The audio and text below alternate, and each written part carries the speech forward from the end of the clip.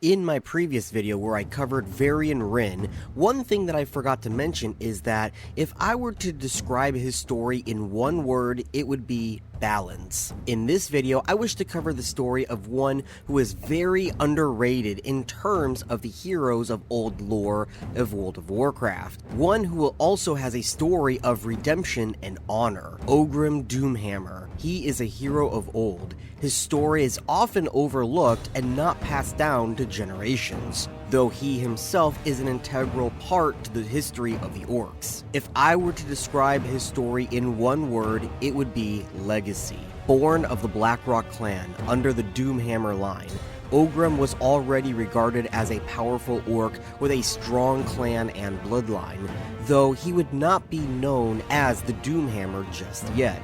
In orcish culture, there is no family name. You had your name, then perhaps you may receive a title. That title is obtained by one of two ways: receiving a family weapon that is also legendary and known to the other clans, such as the Doomhammer, or you can get your name by completing a great feat of strength, courage, or honor. It could also be a physical trait, whether you were born with it or obtained it through a great feat, such as Kargath the Blade Fist, or Grommash Hellscream. Orgrim was destined to be a great warrior, but even though, as a boy, he was still forced to be in the children's hut during the Great Koshhog Festival. It was a great gathering for all of the clans to get together, tell tales of the year, and recognize peace and strength of the other clans, if not for at least 2 weeks of the year. One of these years, Orgrim was restless and wanted to know what the adults were up to. This is where he meets another young male known as Durotan.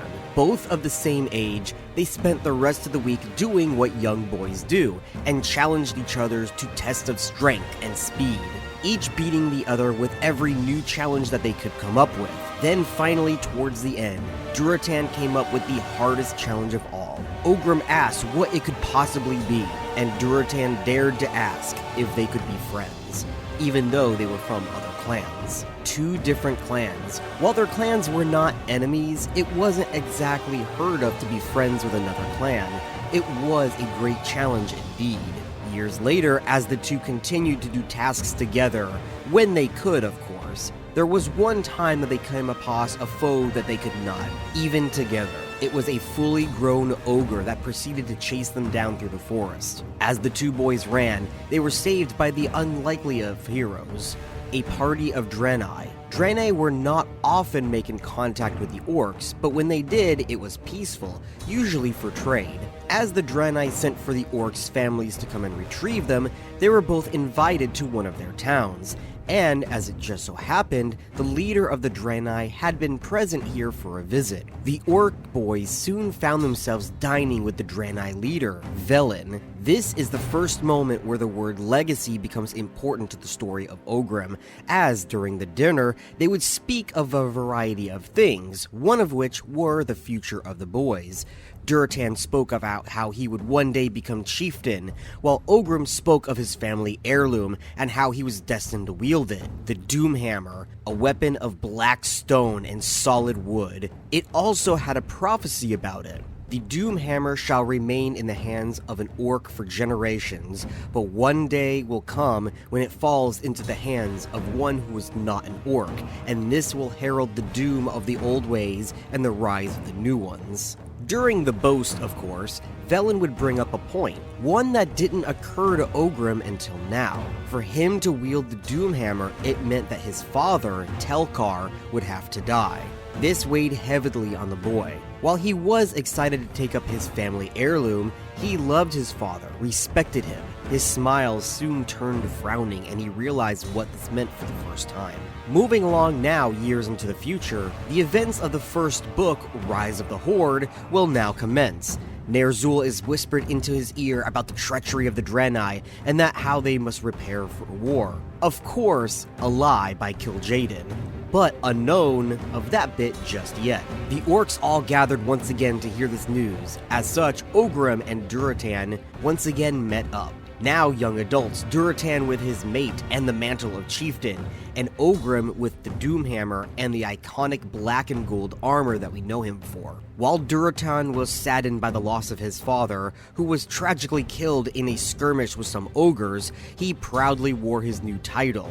When asking Orgrim, he wasn't as thrilled as he was once when he was a boy. Looking to Durotan, he would say if he could destroy the hammer and bring back his father, he would have.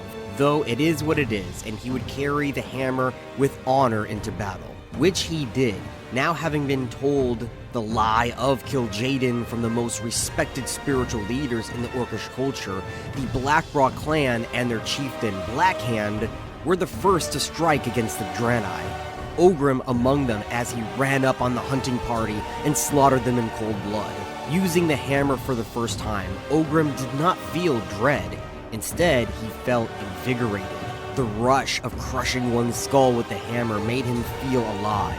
Further into the book where Kil'jaeden is revealed for the lies that he spoke of and Gul'dan takes over in Ner'zhul's place, they introduce now the power of fell magic to the Horde, starting with the Blackrock clan. While Blackhand wasn't stupid, his pride led him into being manipulated by Gul'dan. He would become the first Warchief of the first Horde, only really to be a puppet of Gul'dan and his newly formed Shadow Council of Warlocks. The Warlocks were once Orcish shaman who took up the fell magic after the elements refused to aid them in slaying the innocent Draenei. Orgrim knew this, as he was one of the first to witness it, though he knew it wasn't right. It wasn't tradition, but he could do nothing to change it. He wasn't the chieftain, nor a shaman or spiritual leader, but he sure as hell wasn't going to change Blackhand's mind, even if he was his second in command. In turn, he coped. During a gathering where Gul'dan now showed off the power of the Fel to the other clans, Durotan felt uneasy. This was not the Orcish way, this was tainted magic. Orgrim put his hand on his friend's shoulder. It is now. It is a sad necessity, but for what it's worth, I don't believe it will be common practice. Deep down,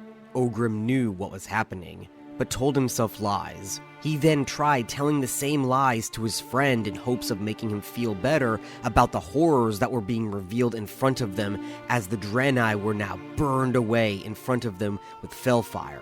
The elements have abandoned the shaman. They are fickle and unpredictable at best, Orgrim said to Durotan later that night. They were never the most reliable of allies, but these new creatures, he spoke of a demon imp that the warlock had summoned, they seem more dependable. Orgrim continued to convince his friend that the ways of the fell magic were a good thing for their people. Even Drekthar, another of Durotan's friends, now the Frostwolf's main shaman, seemed excited to learn this new magic as the elements had also failed him. Through the next years, the events of Rise of the Horde continued as the Horde were slowly taken over by the Fel and the Bloodlust, slaying all of the Draenei, burning the villages, the slaying of women and children. Even those who didn't embrace the Fel would see the effects of the exposure alone, as it would turn their skin green as the magic took hold in their culture. Though as the time came to drink the blood of Mannoroth, Orgrim was the first to refuse. While he did enjoy the thrill of the fight and slaughter, he didn't like the turn from tradition to twisted dark magics. Though, unlike Durotan, who already had eyes upon him for his loyalty, Orgrim did not have that same gaze on him. His excuse for not wanting to drink the blood of Mannoroth was that he did not want to take the glory from his chieftain, and he wasn't looked twice at. He was allowed to choose. Right then, when he saw the other orcs turn, he saw something evil he could not explain. He knew he made the right choice. In the Bloodlust, the orcs rushed and destroyed what was the last major Draenei settlement, Karabor. Orgrim had also taken enjoyment in this, though unlike the others, he saw clearly. The Bloodlust had taken such a hold over the orcs that even they ran into clearly placed traps for them. As the last of the Draenei were slaughtered en masse, minus the small groups who fled and hid among the ruins of the now Outland, or fled in the remaining ships they had with Velen, the orcs soon found themselves bored. The bloodlust continued, but the fight was over, which caused them to turn on each other. The fell magics would sap the world of its resources and twisting the living into aberrations of what they once were. With no food or water, the orcs were desperate. Durotan and Orgrim knew this. They did what they could to aid each other in these times. Orgrim even offered the Frostwolves some of their food, as the Shattered Hand clan members would steal food in the middle of the night from the Frostwolves. This is where Orgrim looked down at his hammer. Had the prophecy come true, he was the last of his line, and the old culture had fallen. He did not know fully if he was responsible for not speaking up sooner or from watching on the sidelines as his chieftain did what he did. Now the world he grew up with was dead, his own skin a sickly green, and nothing to show for it other than blood and destruction. But his story is not over. Really, we're a third into it, as now the Dark Portal has been opened. After the slaughter of the Draenei and nothing to kill or eat, Gul'dan was soon visited by Medivh, who promised them all of it: food, water, enemies to kill. They only needed to make the connecting portal to this new world. This helped sate the orcs for now, as they were anxious to see this new world. Their minds were set, at least focused, on something other than killing each other. From there, the events of the First War would unfold. Now, Orgrim was an integral part of the First War for a few reasons, though the exact nature of these events are a bit uncertain, as there are not really any books on the First War itself. We do have The Last Guardian, but it only focuses on Medivh and Khadgar, and not so much on the war itself against the orcs. While I may use some footage from the Warcraft movie, it's not really canon, and a lot of the known lore had been changed. I'm really only using it for background footage. Really, the only thing we can go on is the first Warcraft game, and according to how the game plays versus the lore that was retroactively added in, it is a popular theory and possibly true that you, the player, play as Orgrim, even as the events you perform are ones that Orgrim himself will do in the retroactive lore. The main one we'll get to in a moment. So just know, this next part is going to be a bit jumped around a bit because of the lack of developed lore in this particular spot. As the second to the Warchief, Blackhand, Orgrim did as he had been told. He was a general for the Horde and led the charge against the humans in the Kingdom of Azeroth, because the Kingdom of Azeroth is what was called at the time and later was retroactively changed to the Kingdom of Stormwind. While he did quietly doubt Gul'dan's intentions from early on, most of the orcs embraced the promise of power from the Burning Legion, though Orgrim kept his warriors' pragmatism. He doesn't immediately rebel, but he is watchful. A soldier who sees that something is wrong and understands the danger of speaking too soon, though biding his time and waiting only led to worse events unfolding. From more innocents being killed to even the slaying of his dear friend Durotan. Durotan and his mate had taken their clan far from the rest of the Horde, wanting only to find a new home and a life for their son Goel, but their usefulness had run dry long ago. At a time, Orgrim felt he couldn't hold his tongue anymore. He summoned Durotan to inform him of what the Fel really was, and how Gul'dan was the one pulling all of the strings, not Blackhand. Though on the way back, Durotan was followed by Blackhand's assassins. He and his mate Draka were killed, and their son left for dead. Orgrim was distraught. He had waited, watched, and let the atrocities happen for years. He couldn't hold back anymore as he approached his chieftain, his Warchief, Blackhand, and challenged him to a Mak'gora, which, in the Orcish culture, is an honor duel to the death. With the Doomhammer, the younger Orgrim would best Blackhand and slay him in front of his sons and the whole of the Horde. This not only shifted the Horde as a whole with a new Warchief, but also weakened Gul'dan's control as his puppet had been slain. Orgrim would soon order the capture of Gul'dan and every warlock, imprisoning them. But he wasn't done.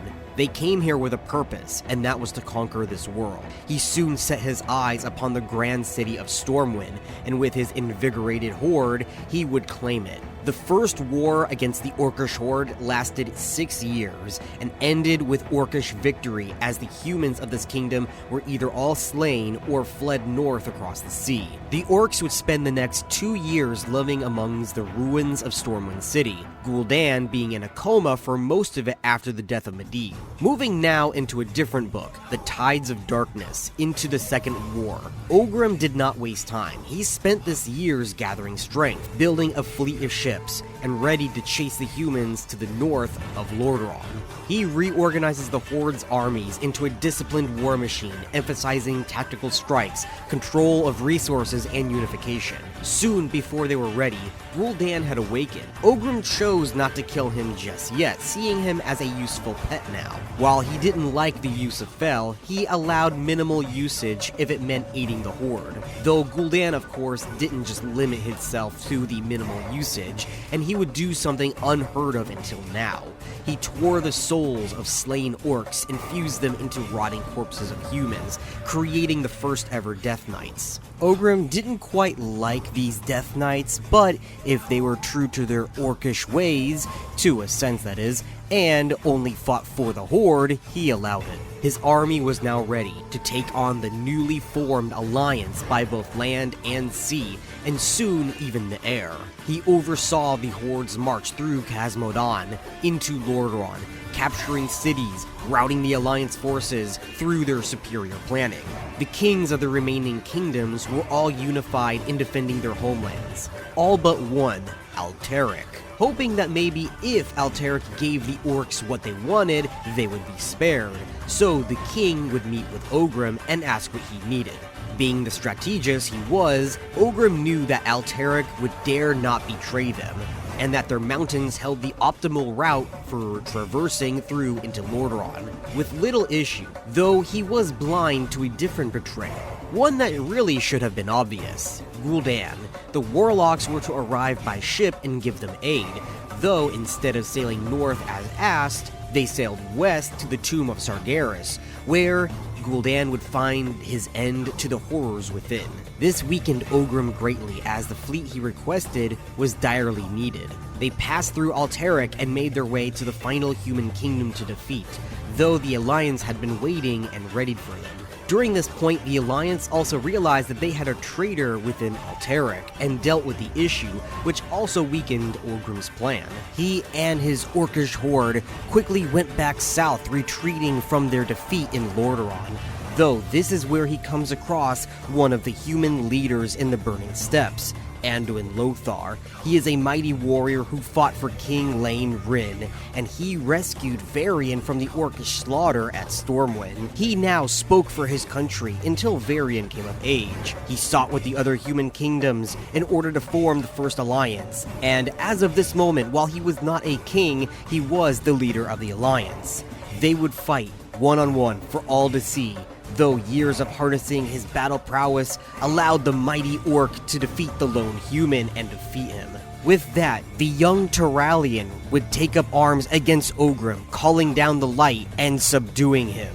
Orgrim's forces are eventually routed, and he is captured by Turalyon, taken alive because of the Alliance wanted to use him politically as the Horde's leader to demoralize the orcs. The Horde, now leaderless, scattered. The bulk of them ran back south and were chased through the Dark Portal by Turalyon and his forces. This included clans like the Shattered Hand Clan, the Bone Chewers, and others, while the remaining clans hid in caves and areas that were seldom visited, such as the Warsong and the Black Rocks. While the Alliance had lost nearly every battle, they won the Second War. A few years have passed of his imprisonment before Orgrim made his daring escape, fleeing into the human lands, though refusing to return to his own people. His legacy was nothing now. For ever a moment as Warchief, he could have redeemed himself in the eyes of his people, but now he was a failure. He stood by watching his culture and world die. He stood by as his friend was slaughtered. He allowed Gul'dan to escape, and now he caused the Horde to fail and disband. He would have killed himself if not for the fear of a coward's death. Instead, he chose exile, hoping he would become nothing more than a whisper. A decade or so would pass. The orcs were either hidden or in camps. Skirmishers were far and few between, and the alliance flourished, though news hit the ears of the lone wolf Orgrim, a younger orc raised by humans, now with the Frostwolves. He didn't stay long in one place. Orgrim did occasionally meet up with the only ones he could trust, including Drekthar. While normally a message like this he would pass on, something pulled him to inspect further. This is where he meets the young orc known as Thrall.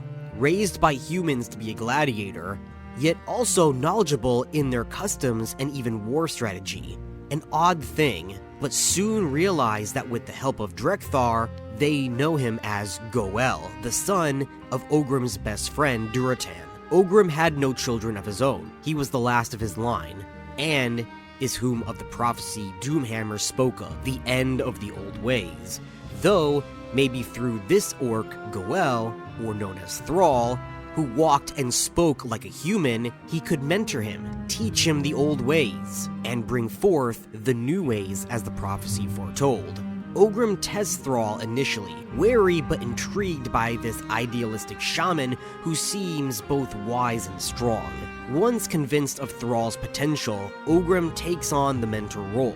He teaches Thrall the orcish history, culture, and strategy. He then helps him to reunite the scattered clans, including the war song led by Grommash Hellscream. He fights besides Thrall in raids to free the internment camps. Now finding new purpose, Orgrim is no longer the ambitious general or warchief. He is a redeemed elder, guiding the future of his people. His final act to ensure the Horde's legacy continues through Thrall. One day, Thrall and Orgrim ride up to the final internment camp of Durnhold, and while most of the development here is for Thrall, Orgrim is also present and fights honorably with the others. Though, as the dust settles, Thrall realizes that Orgrim isn't standing proudly with him. Amongst the chaos of the battlefield, Orgrim Doomhammer is struck by a spear.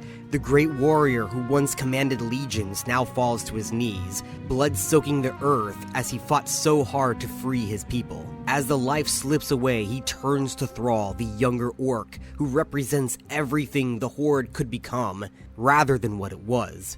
In his final breath, Orgrim passes the Doomhammer to him, not just a weapon, but the weight of generations. His father's legacy, his people's legacy, his legacy. This act, both literal and symbolic, the passing of leadership, culture, and a hope for the old guard into the new.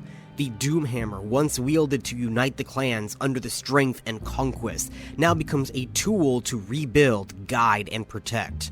Unlike many Warcraft characters, Orgrim's story evolves meaningfully. He is not a static figure trapped in one role. We see him as the young, observant soldier, then decisive, iron-willed warchief, and finally the wise old mentor, all connected by the theme of legacy and the enduring weight of history. Orgrim Doomhammer's journey is not defined by flawless victories or eternal glory, but by the choices he made in the shadows of a broken world. He fought to reshape a Horde that had lost its way, and though he would not live to see its rebirth, he ensured someone else would. In death, as in life, Orgrim's legacy endures, carried forward not by the bloodline, but by ideals, through Thrall, through the Doomhammer, and now through the future of the Horde itself. I hope you enjoyed this video. This was another lore deep dive video that I decided to create on a specific character, basically a video essay. I started with Varian, if you wanted to go check out Varian's video, and now I did Orgrim Doomhammer. I want to make more videos like this, focusing on lesser known characters of the lore, or maybe just underrated characters, so please give me some ideas in the comments below. And I will see you in the next video.